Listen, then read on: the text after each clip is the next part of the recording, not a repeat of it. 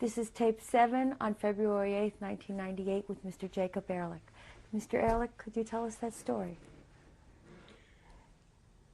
A scary moment in my life. I'm thinking of the time when the Italians were transporting us from one camp to another.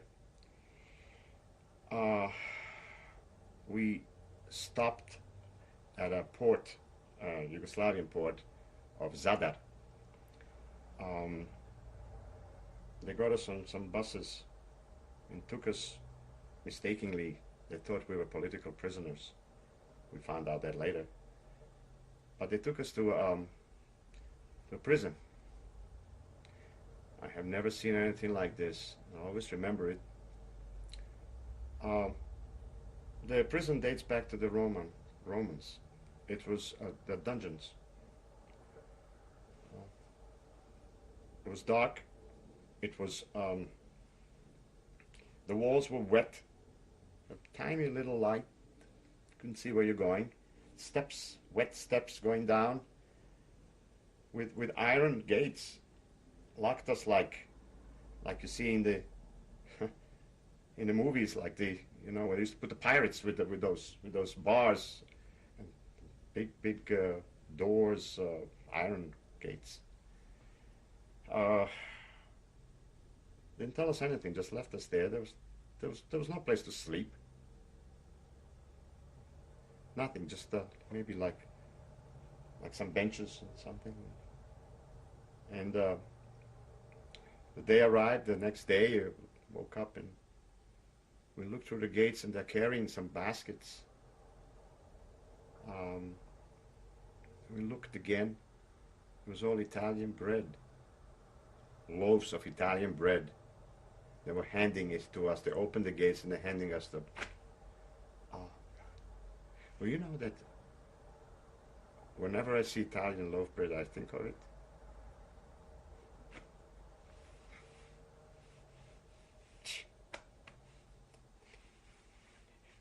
I like bread very much, so that made me happy that day. It was uneventful later on. They realized who we were. They got us back on a boat and we continued. This is all like flashbacks. This is all things that happened to me. And gee, I wish I could hear other stories. Maybe other people's stories make my story like a picnic. But I hope there isn't. I hope there is, should I say. Because people went through hell, and there are many youngsters like myself that don't remember. They don't want to tell. They don't want to suffer. I'm telling the story.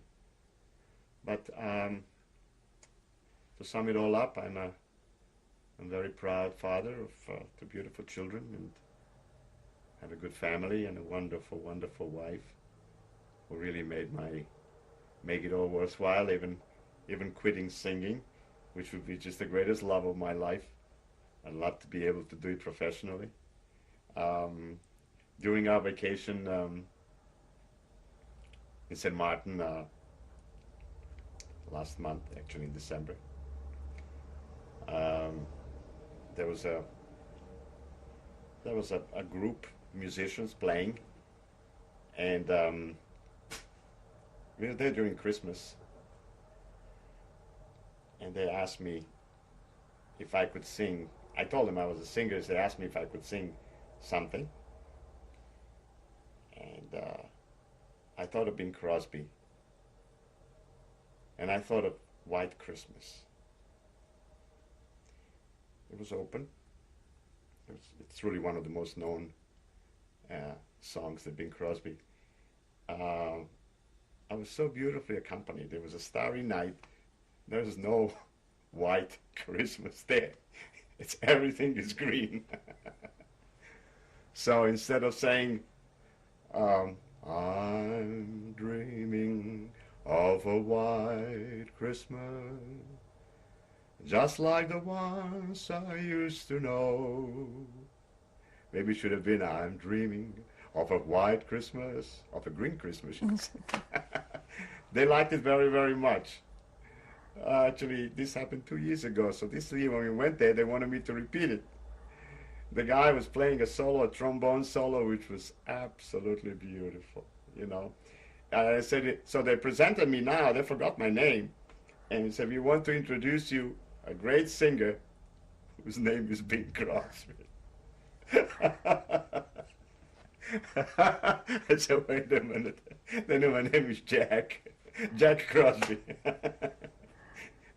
So, you know, you can never quit. You just can't leave it. The satisfaction of knowing that you can still do it, you can still deliver, that people still like you. That's the that's my payback. That's what you know. It's something in you. If you have a hobby, you like to do something, it's wonderful. It's wonderful. Never quit on me, you know.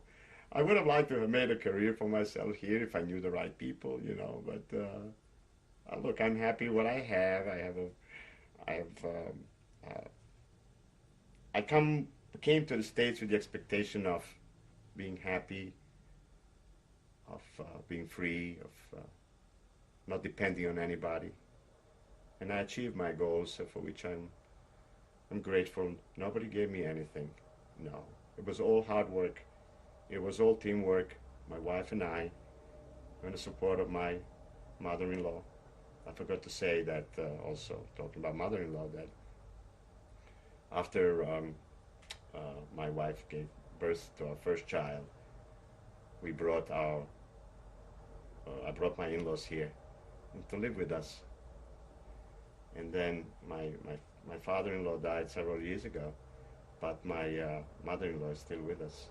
She's 94 years old. And what are your in-laws' names? My mother-in-law's, my in-laws' name is Alda.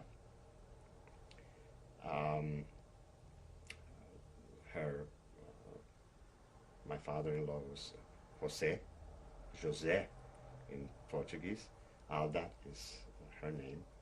And they taught my children to speak Portuguese. And what is their last name? Your wife's maiden name? My maiden name is Gianotti. They are of Italian origin. But then remember again. That I'm not saying this as an excuse or anything. Some people might ask me, why didn't you marry a Jewish girl? I wasn't in a circle of Jews in Argentina, remember? And this girl came as a blessing because I saw only love and understanding from these people. All Brazilians are just very warm people. But to Italians, I owe my gratitude. To the Italians who were human, I wish this tape would be shown and translated in Italian to show the Italian people how human this Germanist ally was. Some of them are brutal. Some of them are very brutal. The fascists were, but the Italians in general, the people. I will be grateful for me and other 1,500 Jews. There was a book written about it, and there's only gratitude. And in a way, I can only tell you that my wife makes more Jewish dishes than maybe some Jewish girls. And it's nice to be able to say that. If the world was that, with no boundaries and no divisions and no determined line, it would be a better world. Wouldn't it?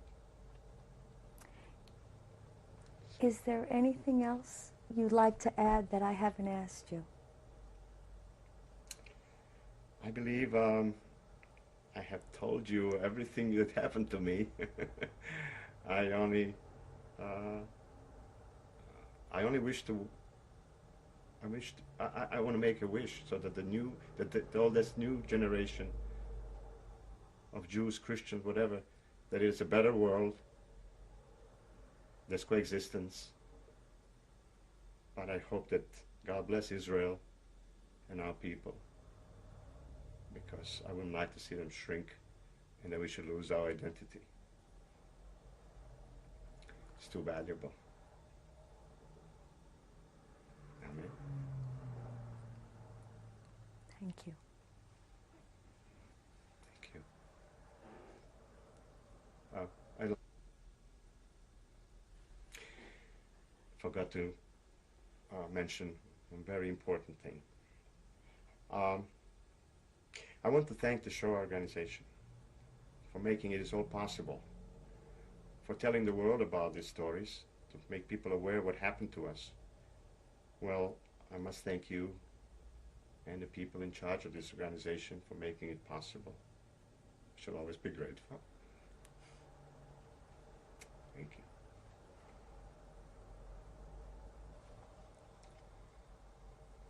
Mr. Ehrlich, could you please introduce the person who's just joined us, please? Next to me is my wonderful, wonderful wife, Norma, whom I've been very happy with. I hope she can say the same about me. And she is my faithful partner, and whom I have told my life story, and who suffered with me. I'm telling her that, so she is like reliving again with me what I went through, but she tries to cheer me up. Mrs. Ehrlich, would you like to say something? Yes. Many, many times I heard of his ordeals, of his stories that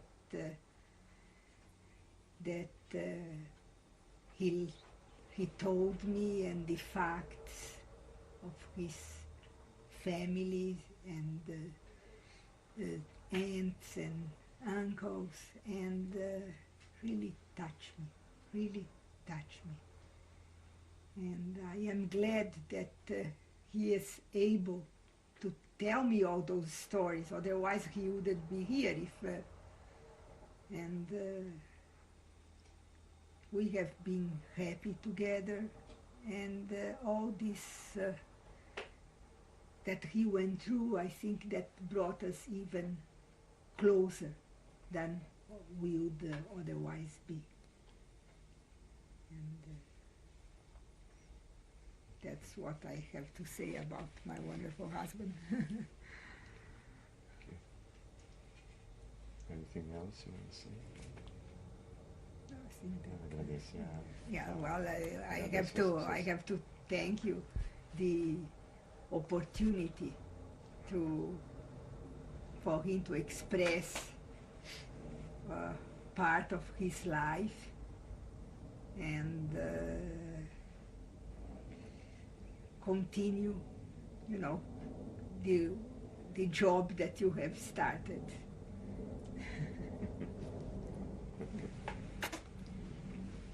Thank you.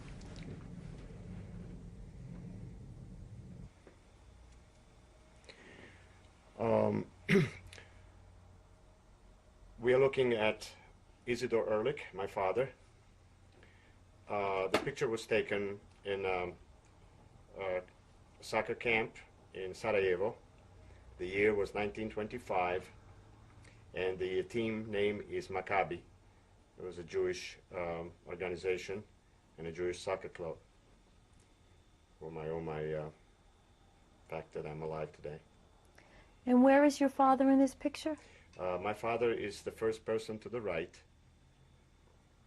Is that the front row or the back row? Is in the back row with a dark jacket and pants. And your uncle is in this picture, I understand? Yes. My uncle is counting seventh to the left, standing. His name is Tzadik Papo, and he was unfortunately killed. It is my understanding that due to some witnesses that said that he was slaughtered, they sunk a knife in his neck. That's how he died in Jasenovac camp, Croatian camp in Yugoslavia during the war. And is he standing in the top row from the left or from the right? From the right, seventh to to the left.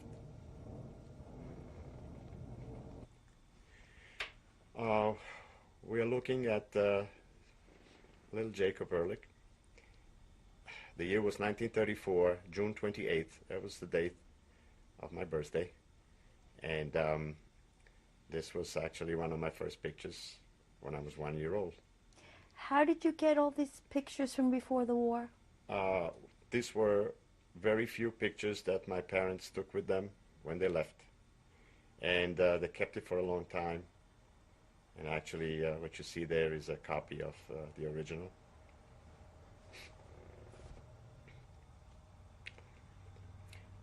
We are looking at Erna Ehrlich, my mother, Isidor Ehrlich, my father, Rivka Ehrlich, my sister, and myself.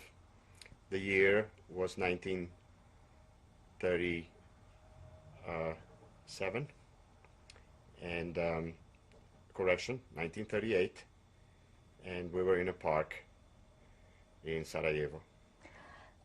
Going from left to right, is that your father, yourself, your sister, and your Yes, mother? That is correct, yes.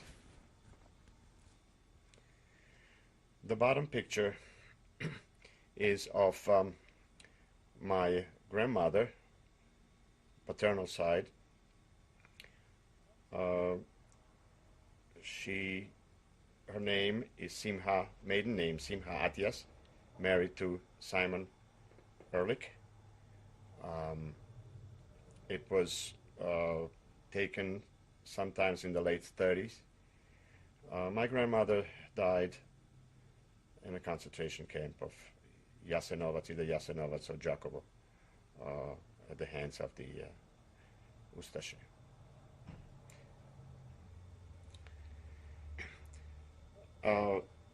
This photograph is of my sister, which stands it's on the right. Her name is Rivka Ehrlich. The year was 1944, and we were in Italy. To the left is myself. I was 12 years old at the time, and this picture was taken by my parents while in Bari, Italy. And you can see we're wearing the hats, caps that were given to us by the American Army.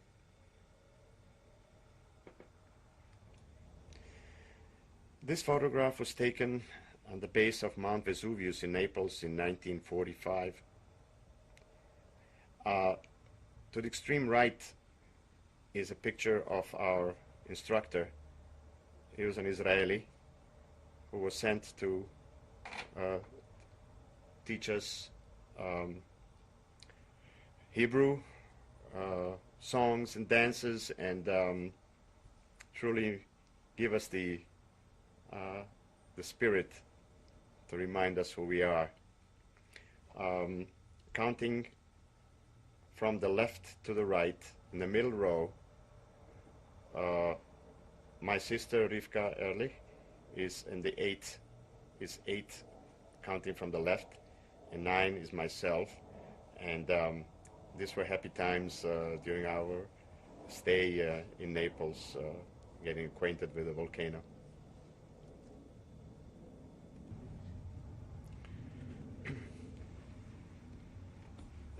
Sitting to the right is my father, Isidor Ehrlich. The year was 1950, and it was taken in Buenos Aires. Our first family photograph ever since we left Sarajevo. Standing next to him is Jakob Ehrlich, myself. And right next to me in the middle is my sister, Rivka Ehrlich. Next to her is my mother, Erna Ehrlich, holding my little brother, Simon, on her lap.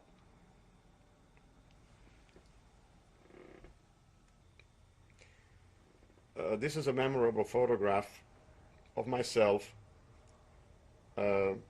performing my first, my first performance with the symphonic orchestra of Radio Gazeta in São Paulo, Brazil, with a choir of 22 voices. A very memorable time in my life. I was never accompanied by such a large orchestra, and I remember the song that I sang here was Inamorata. It was really a beautiful song, which is known, which is sang by Tony,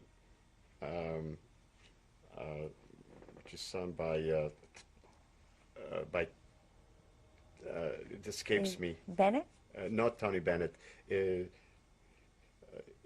was sung. It'll come to you later. Right, okay.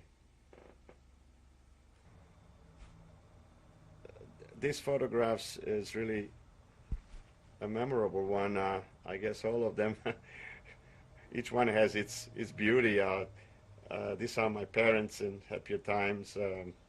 They actually lived in Miami, and this picture was taken near their home.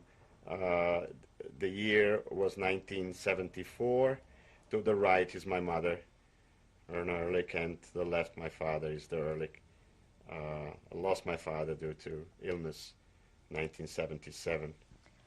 Who was the singer that you were thinking of in the previous picture? Oh, gee, it was Dean Martin, and the song goes, If our lips should meet, innamorata, kiss me, sweet innamorata. So the people will remember. Dean Martin made it famous.